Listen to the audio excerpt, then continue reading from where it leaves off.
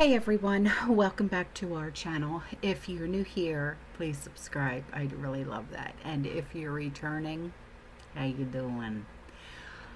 What we're going to be talking about today is something that I talked about just the other day. And in my opinion, I'm not going to stop talking about it until the people of Texas are well aware of everything that is going on right underneath their noses. Okay? But before I get into today's video, hello, my name is Autumn. Here on this channel, I talk about current events, stuff that happens here in this country and stuff that happens abroad in other countries as well. I do have a Patreon, and over there we talk about stuff that we can't talk about here due to YouTube's terms and policies. I like to go down rabbit holes and stuff like that, okay? So let's jump right in, shall we? Texas, unfortunately, you are being deceived right now, okay? But like I said, it's not just happening here, okay? I'm going to show you what's going on in Norway, okay? So, Norway was once the land of Norwegian Vikings. Well, this is Norway today.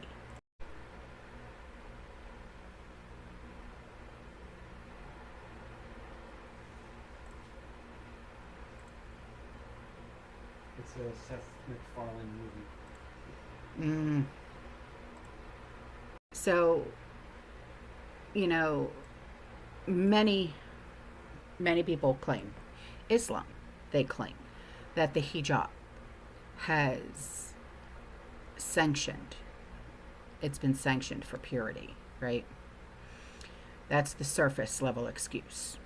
Honesty, modesty, virtue, protection, right?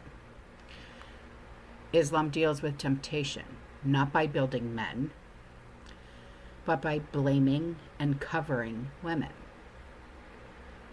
Now, that's only half the story.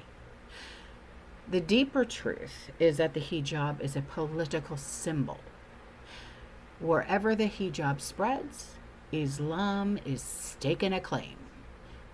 It's a flag, a decoration. And that declaration, this land belongs to us now. Well, I don't believe in that declaration, okay?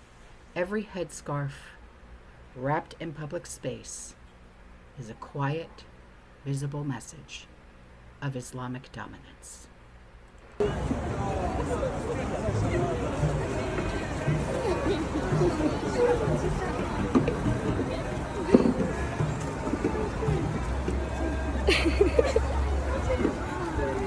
Speak, mommy. Lulu. Lulu.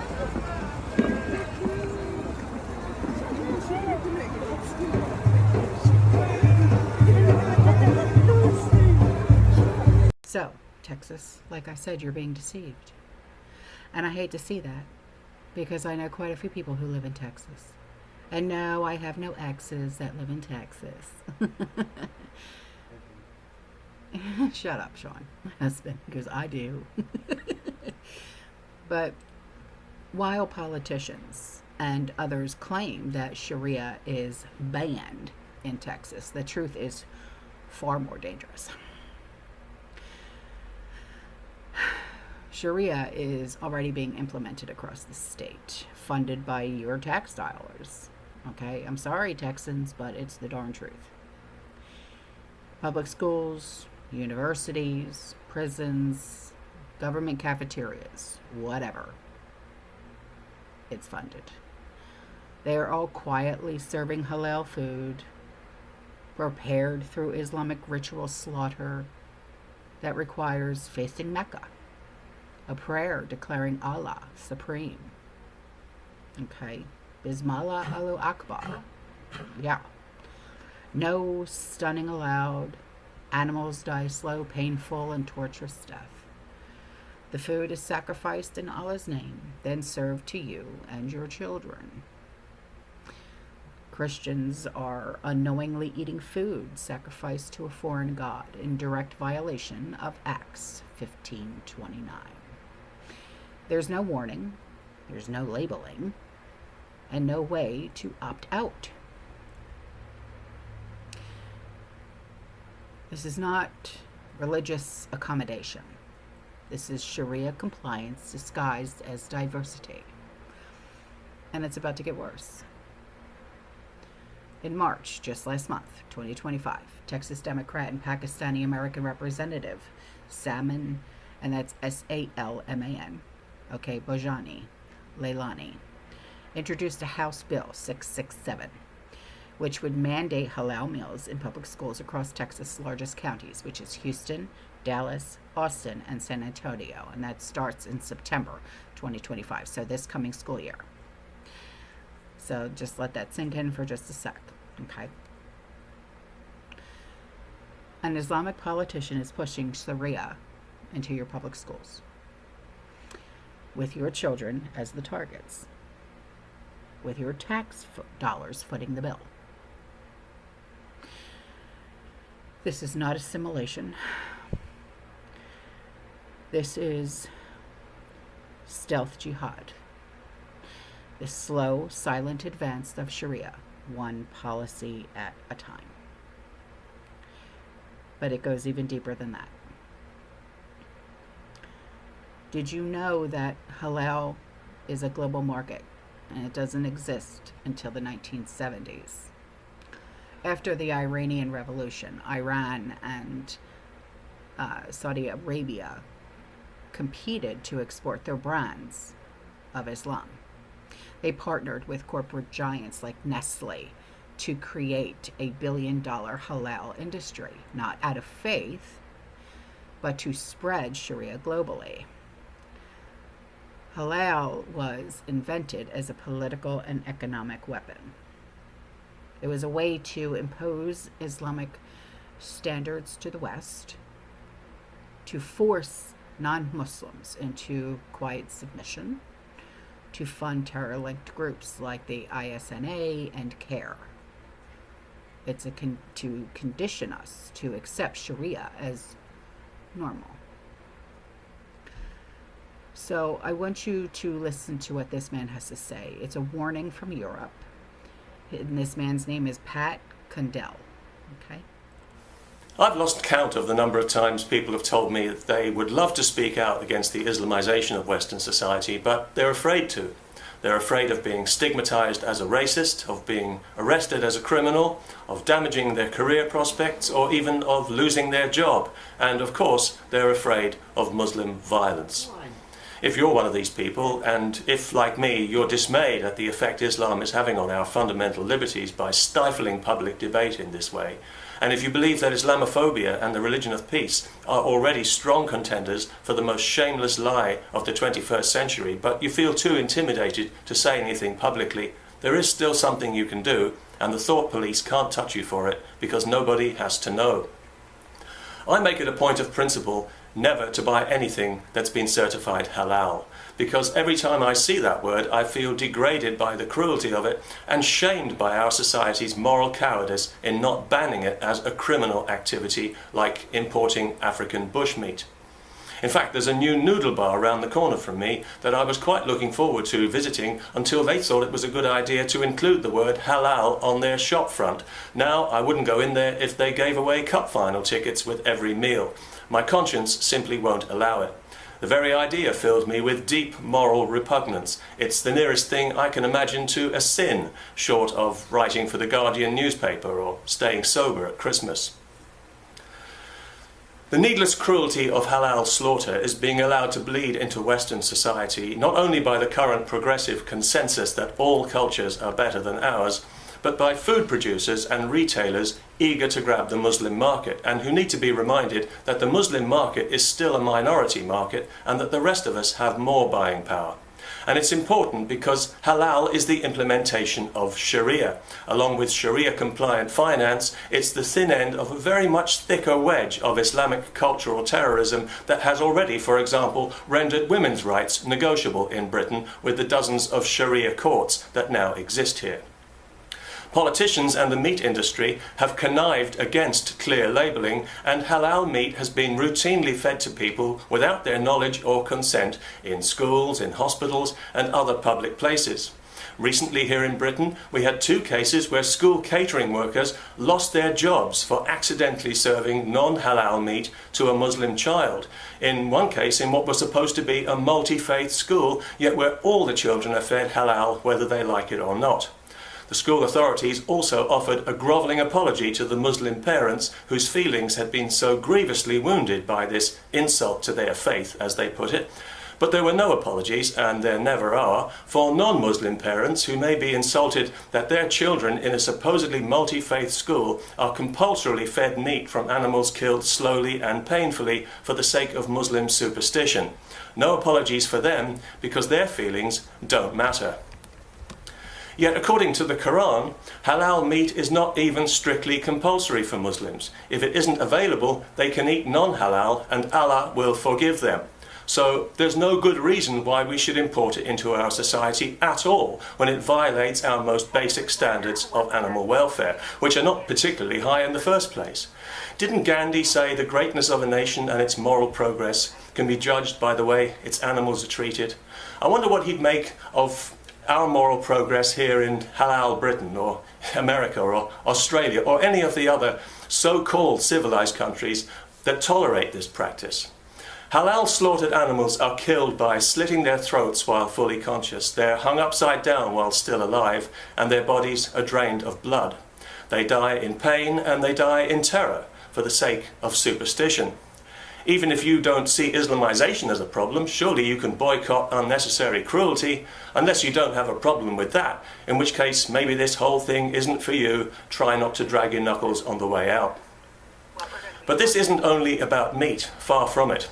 Various Muslim Brotherhood front groups have devised a lucrative racket certifying non-meat foods as halal, and major companies have been lining up to pay them handsomely for certification. This is effectively an Islamic tax on food that goes towards funding the further expansion of Islam into Western society. So whatever you're buying in the supermarket, if it's just a tin of soup or a bag of sugar, it pays to check the label. You might only see a symbol like the letter M, framed by a crescent moon, which is the one used on Campbell's soups in Canada, for example, or you might just see the Arabic word for halal. Learn to recognize it on food packaging, and when you see it, just put that package back on the shelf. That's all you have to do. We all still have the freedom to reject this stuff from our personal experience if we want to, without making any fuss about it and without anyone even knowing. But by hitting these companies in the only place they care about, their pockets, we'll be making our statement as loudly as if we stood in the middle of the street shouting it through a megaphone. And all we have to do is read a few labels. There's nothing to be afraid of. We won't be censored, slandered or arrested, and every time we do it, we'll be defending a culture worth defending and winning a small but essential victory for civilization over barbarism. Peace. So,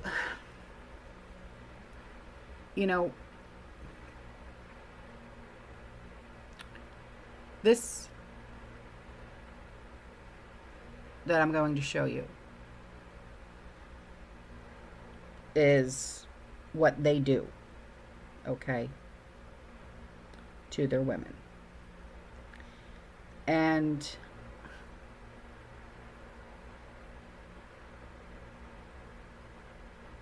it's horrifying. And it's what could possibly happen. It's what could go wrong with that city that is being allowed when left unchecked. Is this what America stands for now? And they'll police themselves, right? This is absolutely ridiculous that this is happening in Waco, Texas.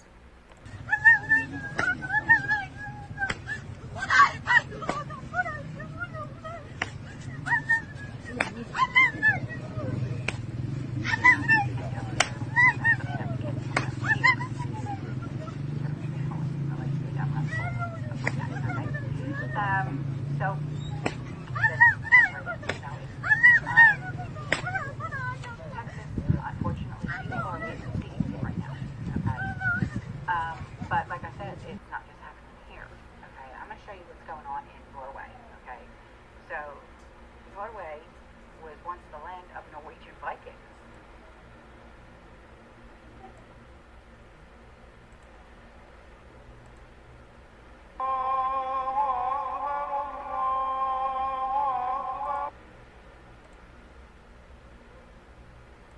Now, the other day when I had done a video on this, I spoke about a hearing, okay, and residents of Texas and citizens and stuff like that were getting up and they were speaking their minds because they wanted to be heard, and rightfully so. Well, the hearing against this epic city, okay, here I want you to listen to Sonia. She bravely stood up to expose what life is really like under Islamic governance. She lived in Saudi Arabia with her husband and her sons, a nation with 0 churches, no religious freedom, no individual rights. She said we had no rights. She said, you can look it up. Find me one church in Saudi Arabia. There are none. Sonia lives just 3 miles from Epic City in Plano, and she saw the signs going up. And she's like, I thought it was just a housing development until I saw it was the East Plano Islamic Center. She's like, that's different. That's not about neighbors. It's about being separate.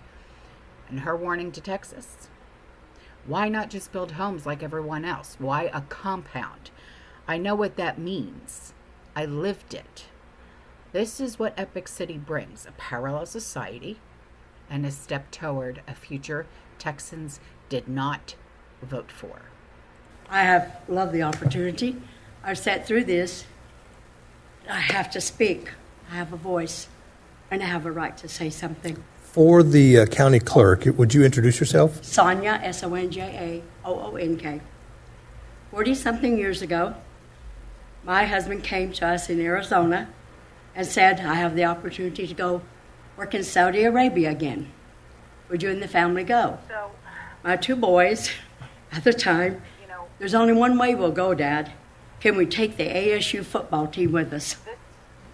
We were big football fans. Sure. Knows that? And he said, well, we can't do that. I said, okay, can we take our little doggy, Hot Dog? We had a little Doxy. That was almost against the law to take a dog into the country. We got permission.